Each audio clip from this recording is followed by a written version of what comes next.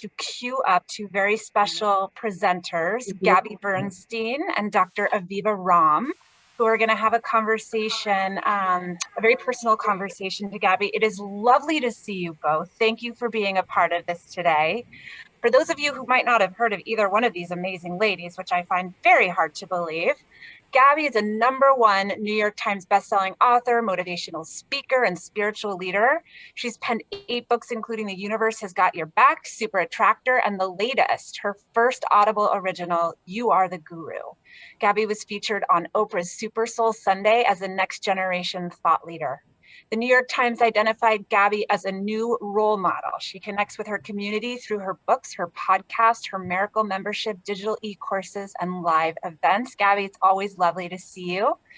Dr. Aviva Romm is a midwife, herbalist, and Yale-trained doctor, board certified in family medicine with obstetrics. She's been bridging the best of traditional medicine with good science for over 3 decades and is the author of the now classic Natural Pregnancy book, as well as 7 others, including her latest book, Hormone Intelligence. She's a longtime home birth pioneer and birth activist. Dr. Romm's nonprofit organization, Dharma Moms, provides funding for organizations working towards reproductive justice and birth equity in high-risk obstetric communities. Her new online program, The Mama Pathway, has already served over 9,000 mamas totally free and is now available as an online course and membership, creating new approach to the perinatal birth and postpartum education experience. Dr. Romm lives and practices medicine in both Massachusetts and New York. Ladies, it is such an honor to have you. I'm going to turn the mic over to you as we hear more about your very intimate journey. Gabby, thank you so much for both being here. Thank you. A pleasure. Hi, sister. Hi, Mama. One thing they left out was one thing Paige left out was that we were very dear friends, and Aviva was the midwife at my birth, which is really my claim to fame. Whenever I tell any woman that Aviva Romm was my midwife, they're like, "What?" Well, and you know what I was thinking, Gabby, as you were being introduced, I was thinking, oh my gosh, you know, being introduced after someone like you is always just like, okay. But here's the thing I was really thinking is with all of that, right? Like you are so together. You are so together. And like, excuse me, people see your like forward facing self, but I also know you as this outrageously organized, very confident, very competent businesswoman, wife, friend to the people in your life. And with all of that and the help that you had and support and night nurse, you still went through a really tough time. And I think that is so important because I think when people go through a tough time with mental health, one of the first things we think is like, what's wrong with me? What am I not doing? What like, am I broken? Is there something not together about me? And you are so together. And also you just went through hell. Mm-hmm. And so I'd love to kind of just like, this is about me just being here to facilitate, but this is your story and your narrative. And I also just want to say before I pass the baton to you is that for those of you listening, if you're going through a mental health challenge, whatever that is, it can be very hard to admit it to yourself, let alone talk about it. And when you are a wellness celebrity, whether it's a physician or a healer, or as Gabby is considered a wellness guru, imagine like you talk about meditation, you teach about all these things, making your life well, and then you go through this dark place to have the courage that Gabby has had to be so outspoken about that, to have the courage that Gabby has had to talk about medication use in a culture of wellness that so polarizes not only medications as like not like, oh, well, you're not doing something right, but like polarizes people who uses them as it being their fault. I just want to honor how brave you are and how important your voice is in this. I'll take it from you. Thank you. Well, Aviva nailed it. I had every resource on the planet postpartum. I had a beautiful pregnancy and a beautiful delivery with Aviva was there. She can testify. That was one of the most epic day of my life was birthing my son. And here I was, I had a night nurse for 4 months. I had someone living in my home, and I'm just trying to paint the picture of how set up I was. I run my own business, so I didn't have to work. Aviva was on speed dial. I have many, many, many friends, spiritual teachers, doctors, all available to me at any moment. Like she said, typically a very organized and forward-thinking human with a good attitude, struck with postpartum depression and anxiety, which manifested for me in insomnia for several months, agoraphobia, panic attacks, just terror, true terror. And it took me about 3 months to get a proper diagnosis. And I wasn't completely honest. I mean, even Aviva here, she would say, do you feel like you're going to harm yourself? And I did have many days where I would say, I can't go on like this. On Mother's Day 2 years ago, I said, I want to die. But it would almost be like I'd say those things, and then I'd put my bootstraps back on, pull myself back together, get maybe a few hours of sleep, and then say, I think I'll be okay. Because I was so terrified of admitting that I was having a biochemical condition, of admitting that I had a mental illness that needed a diagnosis and that needed therapeutic psychiatric support. It was far more scary for me to admit that than it was for me to go through it. And in retrospect, the moment that I did accept it was the moment that the miracle happened. And so, it's really powerful because as a friend, I was there with you, but I wasn't your doctor or your midwife per se. I was there as your friend. And I remember that one morning you calling me up. It was like 5 o'clock in the morning, and you had texted me, and I happened to be awake, and I was like, call me right now. And I just remember saying to you that day, like, this is so hard, Gabby, because I'm your friend, and I'm worried that it's worse than you're letting on to me. And that I remember that day saying, do I have your permission to reach out to a friend of mine who's a physician? Because I feel like we need to get you to somewhere to talk to someone who's not me, but like who's actually dedicated to being your person for that diagnosis. And I think a lot of times, like, we reach out to our friends, we reach out to our family, but we don't go and get the medical diagnosis because it's almost like a step we're not ready to take, or maybe we don't even recognize we need it. So that was a shift for you when you finally did actually get like professional help, diagnosis. Yeah. Yes, there's a name for this. It took too long. And that's why I am a very loud mouthpiece for postpartum recovery and psychiatric support, because, and I'm going to be story, I've gotten more like assertive about saying, okay, like, go to the doctor, go, if you need medication, it's really important to get it. It can be a lifesaver. Yeah.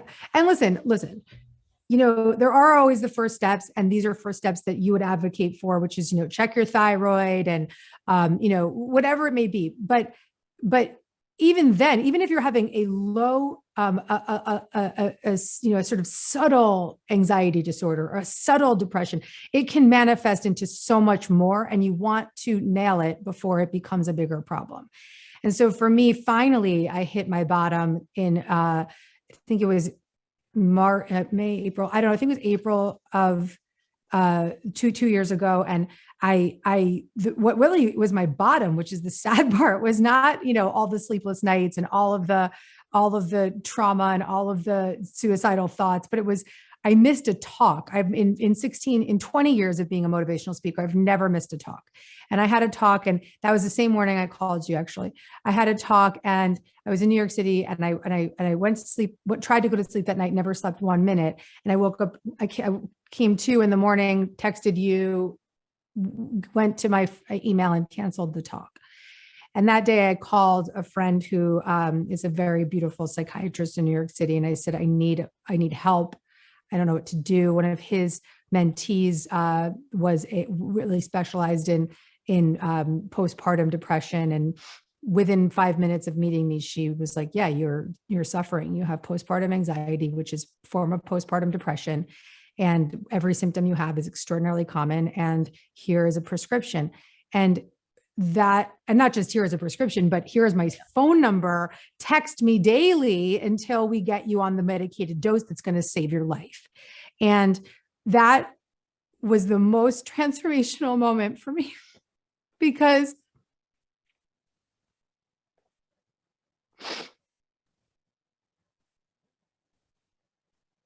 it's so scary. And I know that everyone that's watching is here for a reason, because you have to hear me say that there is so much available to us. And it's so scary that we deny ourselves what's available because we're afraid to admit something that is so common. It's so common. And if we don't show up for it. More common now with COVID, right? I mean, this was even of course. This was happening even before women were on lockdown and isolation and didn't have help. And so now we know even the rates of postpartum anxiety and depression have been escalating. So if you're going through this, we have to, and this is why Gabby speaking out is so, so important. We have to strip away the shame and the stigma. And the only way to do it, and the only way for each woman who's going through this to get help, is to, as much as you can, seek the help. And then if you can, be transparent about your story. Yes. I was in the, I'm going through IVF right now. And I had to do a surgery yesterday to remove a polyp before I do a transfer. And the nurse said, "Oh, you're on levothyroxine and Zoloft." She says, "Those are very common prescriptions that I often see women on." And I said, "Yeah, I imagine that they're very common postpartum prescriptions because, you're dealing with thyroid stuff and you're dealing with the mental health stuff." And she said, "Wow, I really wish my physicians would have listened to me at the beginning of COVID." And she showed me a picture of herself and her hair, she had no hair. She lifted up her hair and she showed me the photo and the hair was completely bald all underneath. She said, "I'm so stressed out. I'm so terrified. I'm losing all my hair." I was like, "My friend, reach out." This is the nurse speaking to me. This is a nurse who's in a hospital. I said, "Reach out. You have to ask for help. You have to ask for help." And she said, "Well, I'm too ashamed. I'm about to have another baby. I don't think I should go on medication with another baby." I said, "Listen, honey, I am on Zoloft, on a high dose of Zoloft. I'm staying on it for my second pregnancy. There is absolutely no way in the world that I am going back. The risk of my mental illness or having a mental breakdown, it's far worse than having a medication during a pregnancy. Take care of yourself." And here I was talking to a nurse who was in the hospital room with me. Well, I remember one of the things you said to me too, Gabby, was that when you got on the medications that you were on, because you've stripped down some, but that you actually also had some insights into certain levels of high functioning anxiety that you hadn't even realized were there before. So it was like peeling back new layers for you. And I think that's a big important part of the conversation. I think that oftentimes, and I think that Catherine can speak to this better than I can, but oftentimes women who may suffer from postpartum disturbances often may have a trauma history that could be reactivated. It could have been reactivated during the birthing process. It could be reactivated just by becoming a parent.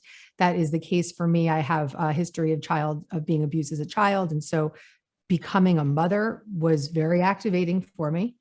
It can also reactivate all kinds of historical stories and wounds. And so you can't underestimate that, and you can't deny yourself the support of an SSRI or whatever support you need that is available at a period of your life when you may need it. Gabby, I intend to go ahead? And I can look back, Aviva, to your point and say, yeah, I was likely living with an undiagnosed, not likely, I was living with an undiagnosed anxiety disorder. And being on this medication has given me a baseline of safety. And this is what my psychiatrist said to me, which is so important, which she said, "Okay, well, I know somebody like you isn't just going to take the medication and pretend like nothing happened." She said, "It's going to give you a greater opportunity to do deeper therapeutic work." And for me, the greatest trauma recovery I've had in my therapy has been over the last 2 years, because my nervous system has been at a baseline of safety at which I can allow that deeper therapy to occur.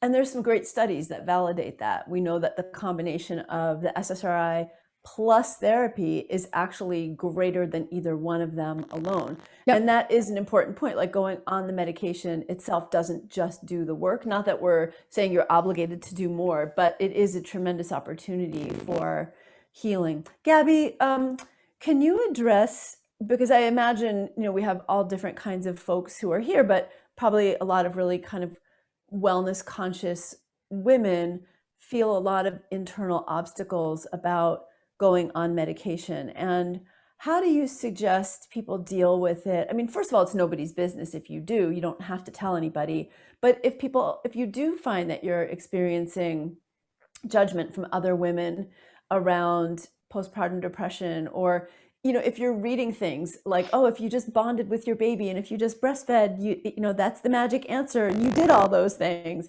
How do you encourage women who are going through it as you did to address their inner judgment and then also those outer judgments? Well, first and foremost, use the resources that are in front of you. Use the Motherhood Center as your resource. Get your proper diagnosis. Welcome and accept the tremendous support that this organization offers to women. It is just so heart-opening to me that this is available.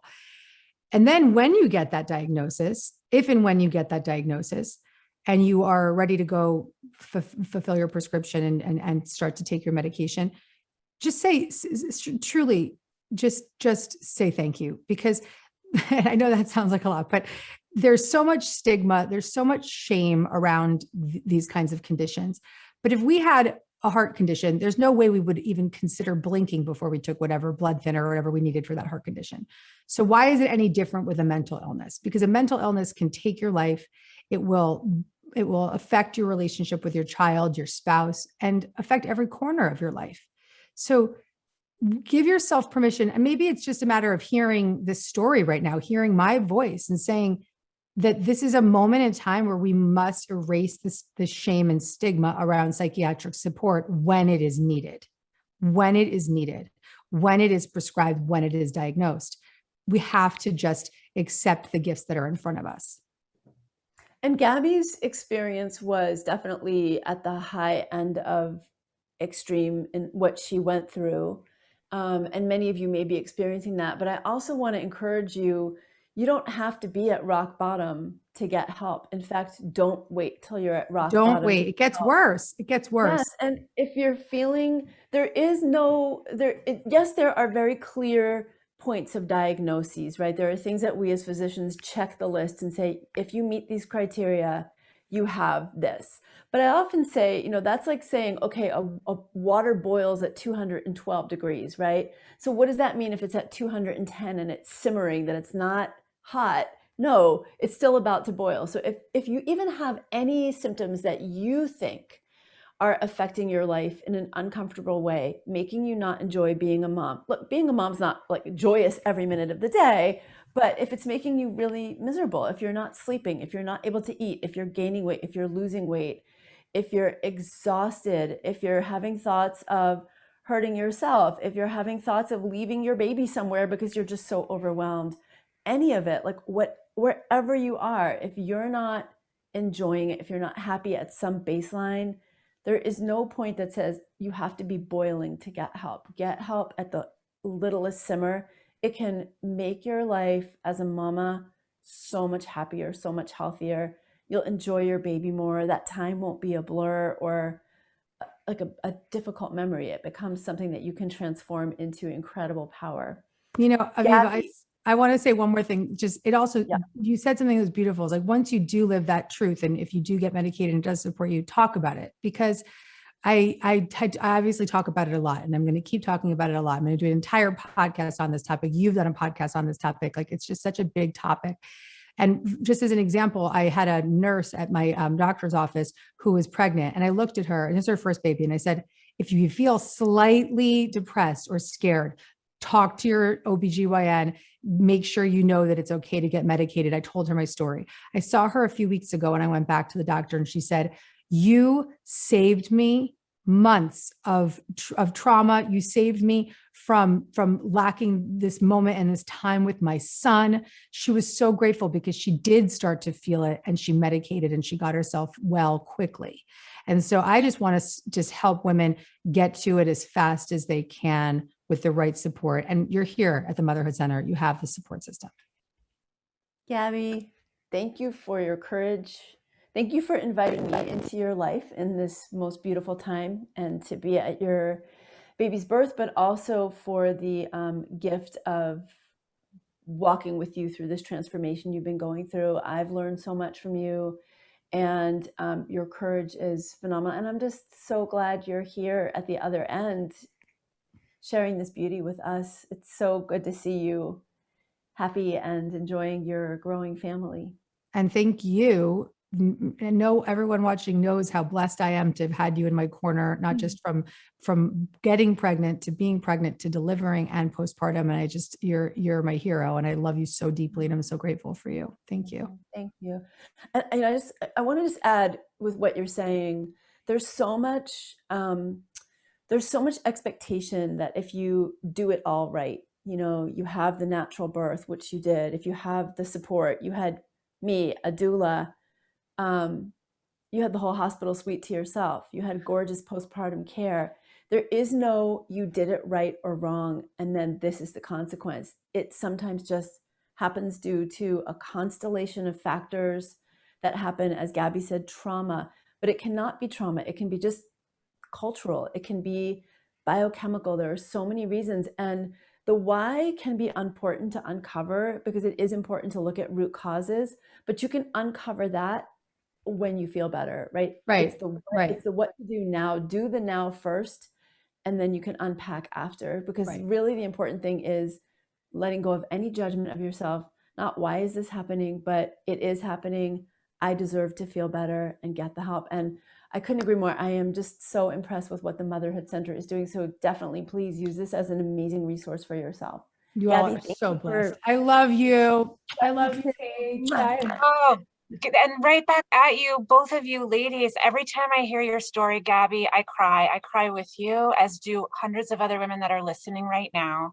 The feedback and the love and appreciation that you got here and you continue to get, you give women permission.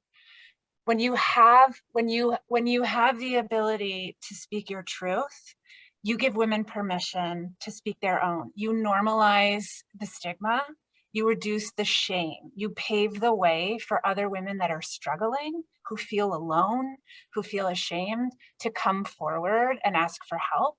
And that is such a gift, and we celebrate it every day, and I can't thank you enough. And Dr. Romm, for being there to guide Gabby and so many other women, as I know you do, being able to bridge the not divide, but bring together all of these different interventions that we can offer to women, that we can educate women to feel better, to put themselves forward and first. I just can't thank you enough. And I just want to leave on one beautiful comment that came in. Gabby, you enabled me to believe it was okay to take my meds during pregnancy in your panel last year. I now have a healthy 8-month-old and I'm doing well. I'm still on my meds and in therapy at the Motherhood Center. Thank you. And just one life, Gabby. Like, you changed somebody's life. You saved somebody's life. That's one example. Well, she's helping me right now as I embark on my next pregnancy, and being even more in acceptance of that commitment of staying medicated and staying healthy and just being unapologetic about it. So much. Great word. Unapologetic is such a powerful word for women. Yeah. So much love and appreciation and admiration to both of you. Thanks for being here today. And thank you for sharing your truths. Love you guys. Thank you. And I'm so grateful you shared that message with me. Thank you.